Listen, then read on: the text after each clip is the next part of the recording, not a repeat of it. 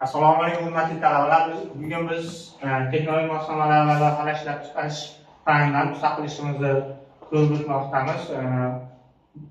Bugungi kunda men Tursun ustidan 19-20 talabasi sizlar bilan shu mavzuni ko'rib chiqamiz. Mavzuyimiz to'rtko'llik dasturlarida magnitli patronlar, ularga qo'yiladigan talablar va turlari va tuzilishlari.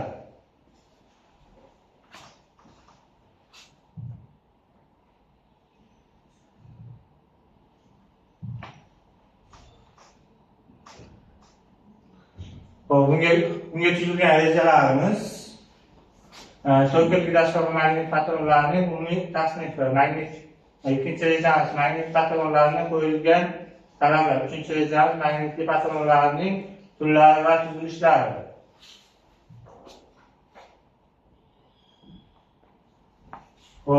Mashinasozlik sanoati zamonaviy texnologiya asoslarida jadal rivojlanib bormoqda. Ishlab chiqarish jarayonida detallarning yuqori aniqlikda va sifatli ishlov berish asosida talablardan biri hisoblanadi. To'rtko'llik dasturlarning metall buyumlari silindr, konussimon va murakkab shakllarda ishlov berishda keng qo'llaniladi. Bunday dasturlar detallarning ishonchli mahkamlash va texnologik jarayonlarning eng muhim bosqichlaridan biridir. An'anaviy mexanik patronlardan ko'p hollarda detallarni mahkamlash yetarli bo'lmasa-da, yupqa, yassi yoki deformatsiyaga moyil detallar bilan ishlashda qator muammolar yuzaga keladi. Aynan shunday vaziyatlarda magnitli patronlardan foydalanamiz. Katta foydalanish afzalliklar beradi. Magnit patronlar detallarni mexanik qisishsiz magnit kuchi yordamida mahkamlash imkonini yaratadi. Magnitli patronlar bu ferromagnit materiallardan tayyorlangan detallarni magnit maydoni yordamida mahkamlovchi texnologik moslamalar hisoblanadi. To'rtko'llik dasturlarida bunday patronlar asosan yuqori aniqlik talab etilgan ishlar uchun ishlatiladi. Magnitli patronlarni foydalanish ishlab chiqarish samaradorligini oshiradi, ishlov berish aniqligini yaxshilaydi va detal yuzasiga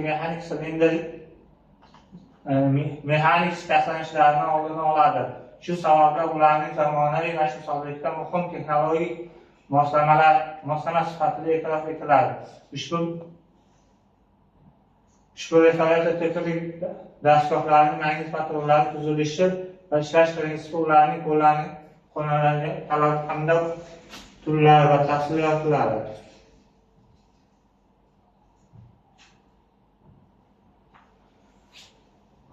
Magnitli patronlarning ishlash prinsipi, magnit maydoni hosil qilish va ushbu maydon orqali detal patron yuzasiga tortib ushlab turishga asoslanadi.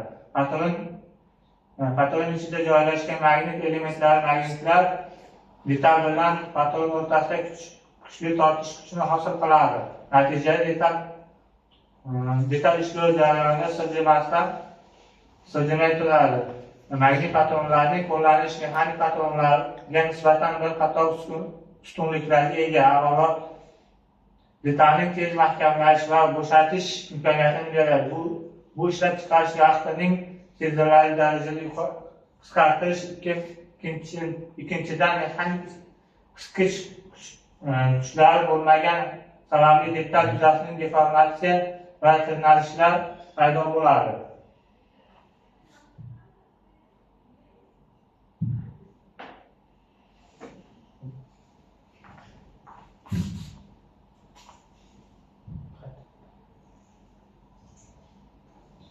Magnit patronlar ayniqsa yupqa platinali halqasimon detallar, disklar va murakkab shaklda buyumlar bilan ishlash ishlashda juda qulay hisoblanadi. Ularni ishlov berishda aniqlik oshiradi, mahsulot sifatini yaxshilaydi. Biroq magnit patronlarni qo'llanish ayrim cheklovlarga ega. Masalan, ularni faqat magnitlanadigan materiallar, po'lat, cho'yan va ayrim qotishmalar bilan ishlaydi. Rangli metallar va plastmassalar uchun magnitli patronlar foydalanib bo'lmaydi. Magnitli patronlar asosan yupqa, devorli, oson deformatsiyalanuvchan yoki an'anaviy usulda qisish qiyin bo'lgan detallar, disklar, halqalar mahkamlash uchun ishlatiladi. Magnit patronning afzalliklari: deformatsiyaning yo'qligi, detalning siqib qo'ymaydi, shuning uchun uning geometrik shakli buzilmaydi.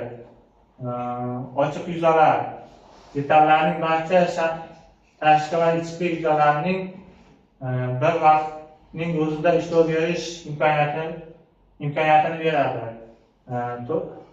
Tezkorlik: detalning o'rnatish va yechib olish soniyalar ichida amalga oshiriladi. Bu ishning ancha ish samaradorligini oshirib beradi.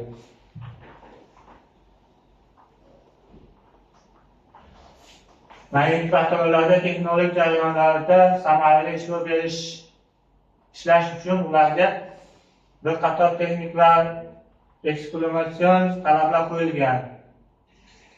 Eng muhim talablar magnit kuchli, detalli hisoblanadi. Magnit kuchi kesish jarayonida hosil bo'ladigan mexanik kuchlarni to'liq qoplay olishi lozim. Magnit patronlarning yuqori aniqlikda ta'minlashi kerak.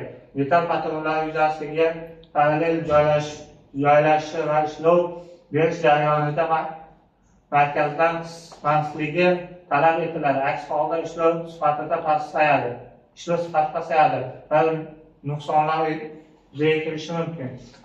Xavfsizlik talablari ham muhim o'rinda turadi. Ayniqsa elektromagnitli patronlarda elektr energiya uzilib qolgan hollarda detal tushib ketmasligi uchun maxsus himoya mexanizmlari bo'lishi kerak. Operatsiyaning xavfsizligi to'liq ta'minlanishi lozim.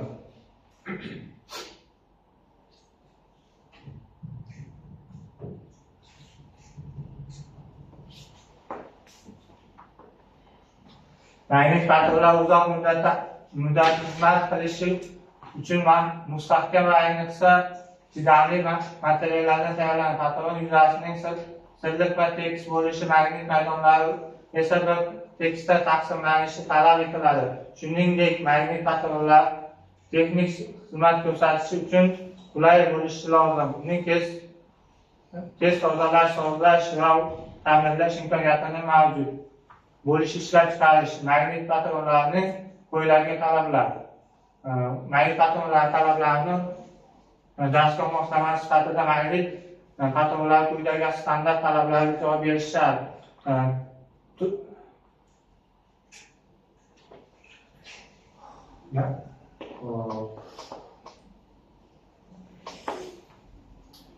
Magnit patronlarni ishlash prinsipi va konstruksiya ko'ra bir necha turlarga bo'linadi. Eng keng tarqalgan turlar doimiy magnit, elektromagnit va doimiy magnitli patronlar. Doimiy magnitli patronlar elektr energiyasi ishlaydi. Ularning asosiy afzalliklari oddiy tuzilishga ega bo'lishi ishonchli hisoblanadi. Bunday patronlarni kichik va o'rtacha detallarda ishlatiladi.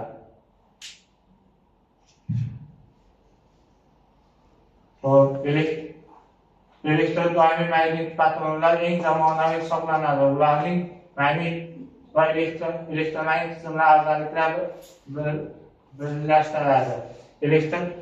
Elektr faqat magnit yo'qotish va o'chirish uchun ishlatiladi. Bu esa energiya tejamkorligini va xavfsizligini ta'minlaydi. Magnit boshqaruv mexanizmlari va ishchi yuzalar kiradi. Magnit patron turlarini yuqorida ko'rib o'tdik sizlar bilan.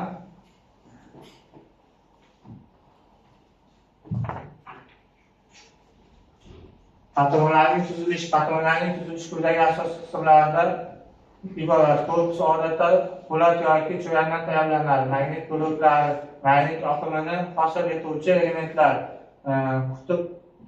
qutblar, ishchi yuzalari, magnit maydonlari, taqsimlovchi po'lat va magnit materiallardan qatlamlari, ushlash mexanizmi, doimiy magnitlardan bu magnit bo'laklarining silishi eksentrik mil hisoblanadi. Grafik chizmalari. Grafik chizmasi shu ko'rinishda bo'ladi.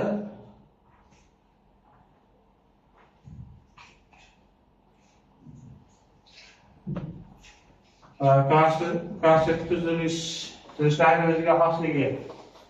To'rtko'llik dasturlarning uchun patronlarni odatda aylana shaklida bo'ladi. Ularning ichki yuzasini qutblar ikki xil usulda joylashadi. Konstruktiv radial.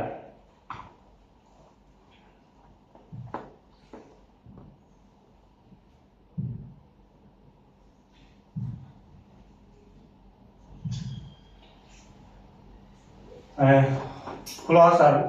Bugun biz sizlar bilan to'rtko'llik dasturlarning patronlarini foydalanish zamonaviy mashinasozlikka muhim ahamiyatga kasb etadi. Ular detallarni tez, qulay va ishonchli mahkamlash imkoniyatini beradi. Hamda ishlov berish aniqligi sezilarli darajada oshiriladi. Magnit patronlarda ayniqsa yupqa va nozik detallar bilan ishlashda katta afzalliklar beradi. To'g'ri tanlangan va sifatli magnitli patronlar ishlab chiqarish samaradorligini oshirib, xavfsizligini ta'minlash va mahsulotlar sifatini yaratadi.